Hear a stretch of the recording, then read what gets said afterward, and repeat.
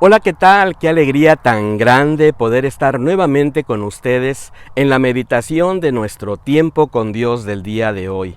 Soy el pastor Fernando, pastor de la Primera Iglesia Bautista de la ciudad de Ducor, California, y para nosotros es un gran privilegio, una enorme bendición poder acompañarles en su lectura devocional del día de hoy. Gracias, muchas gracias por permitirnos este enorme privilegio. Gracias por suscribirse a nuestro canal y gracias por compartir esta bendición con otras personas. Estamos anclados en este texto maravilloso del libro de los Hechos en el capítulo número 5, partiendo del versículo número 1 hasta el versículo número 16. Le hemos titulado a esta meditación de la siguiente manera: Asuntos del corazón. Asuntos del corazón. Creo que nuestro corazón, en cuanto a las motivaciones que tenemos, es muy importante. Creo que las cosas que tienen que ver con nuestras emociones, nuestro interior, nuestra mente, nuestros razonamientos, nuestra alma, de alguna manera es muy importante en nuestra relación con Dios. Y sabes, creo que en este pasaje de la Escritura precisamente podemos aprender por lo menos 3 cosas que quiero compartir contigo acerca de esta preciosa historia maravillosa que se encuentra en el capítulo número 5 del libro de los Hechos de los Apóstoles. La primera enseñanza que quiero dejar en tu corazón la encuentro a partir del versículo número 1 hasta el versículo número 3 y le he puesto de la siguiente manera: cuida tu corazón. Cuida tu corazón. Creo que necesitamos cuidar nuestra alma, creo que necesitamos cuidar nuestro corazón, creo que necesitamos cuidar nuestra manera de pensar y de entender la vida cristiana. Fíjate cómo dice el versículo número 1, 2 y 3. Pero cierto hombre llamado Ananías, con Safira su mujer, vendió su heredad y sustrajo parte del precio, sabiéndolo también su mujer. Luego llevó solo el resto y lo puso a los pies de los apóstoles. Pedro le dijo: Ananías, ¿por qué llenó Satanás tu corazón para que mintieras al Espíritu Santo y sustrajeras del producto de la venta de la heredad? Y aquí observamos a un matrimonio que tenía una cierta heredad, decidieron venderla y poner el dinero delante de la iglesia del Señor, pero antes de hacerlo pues se les hizo fácil sustraer una cierta cantidad.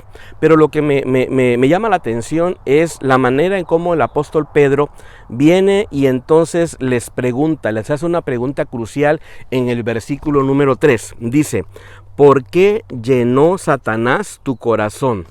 Y sabe, cuando yo leía esto dije: wow, qué tremendo, cómo es posible que en la vida de un cristiano, en la vida de un hombre, de una mujer, de un matrimonio, Satanás en algún momento pueda llenar el corazón de estas personas para equivocarse y para desviarlos del propósito genuino que Dios podría tener en sus vidas.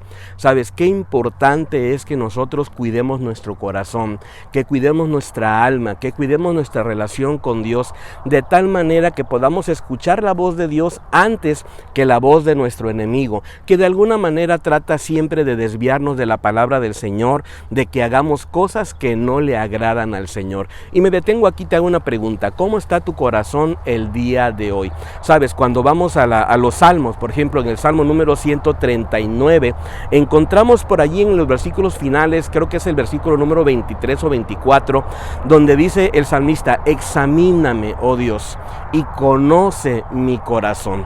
Pruébame y ve si hay en mí caminos de perversidad. Necesitamos venir con esta misma actitud delante del Señor y preguntarle a nuestro Dios si hay algo en nosotros que nos va desviando de su camino, si hay algo en nosotros que va contaminando nuestro corazón.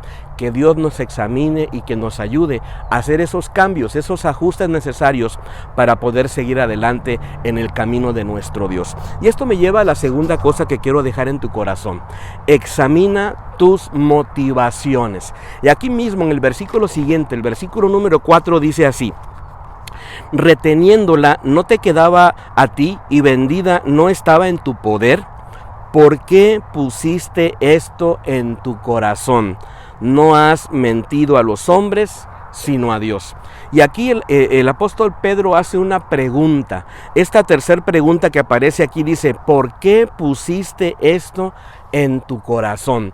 Sabe, al final de cuentas nos habla de las motivaciones. ¿Qué es lo que motivaba a Ananías y a Zafira a engañar, a tratar solamente de mostrar que ellos eran espléndidos o dadivosos cuando ya antes habían quitado algo de dinero? Ellos, como dice Pedro, ellos se podrían haber quedado con la propiedad y no hacer absolutamente nada, pero sin embargo de alguna manera querían maquillar la vida, querían dar una apariencia de piedad que no tenían. Y sabes, al final de cuentas, detrás de todo ello hay una motivación. ¿Qué es lo que estaba motivando a ellos? Ahora me detengo y te hago una pregunta. ¿Qué es lo que te motiva a ti para hacer lo que haces?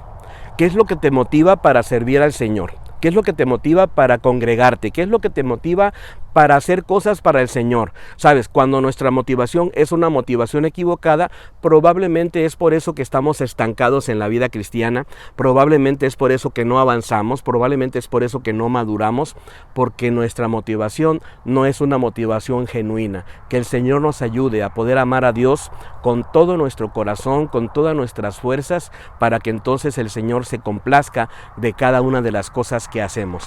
El texto bíblico continúa y lo que nos explica es tremendo. Ananías y Zafira son muertos, son llevados por unos jóvenes y puestos en algún sitio aparte. Y sabes, sencillamente la consecuencia de no tener motivaciones correctas y de no haber cuidado el corazón fueron desastrosas. Y esto me lleva a la tercera y última cosa que quiero dejar en tu corazón.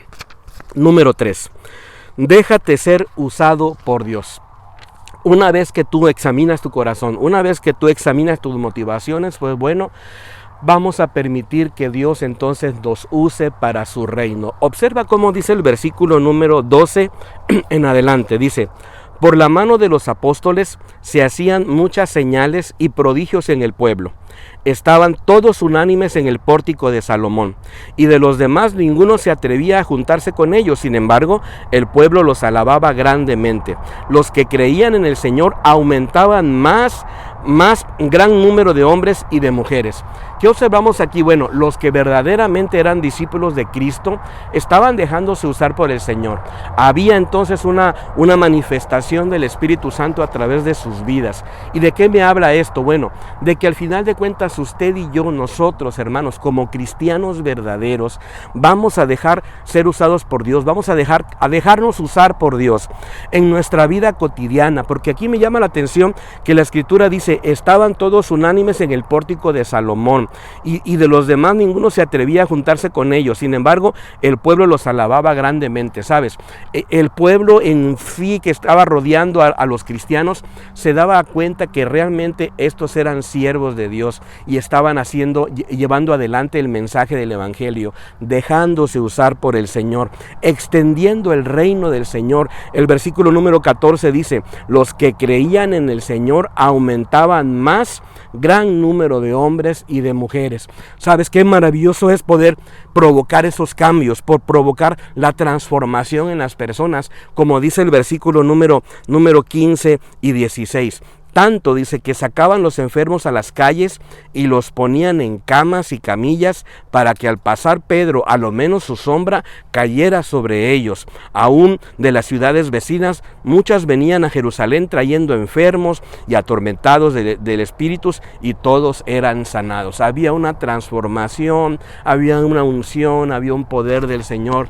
Sabes, creo que nosotros como cristianos necesitamos retomar este desafío, dejándonos usar por el Señor, examinando nuestro corazón y también examinando nuestras motivaciones. Espero que esta meditación haya sido de mucha bendición para tu vida y me encantaría que nos pudiéramos encontrar el día de mañana. Te mando un abrazo. Bendiciones.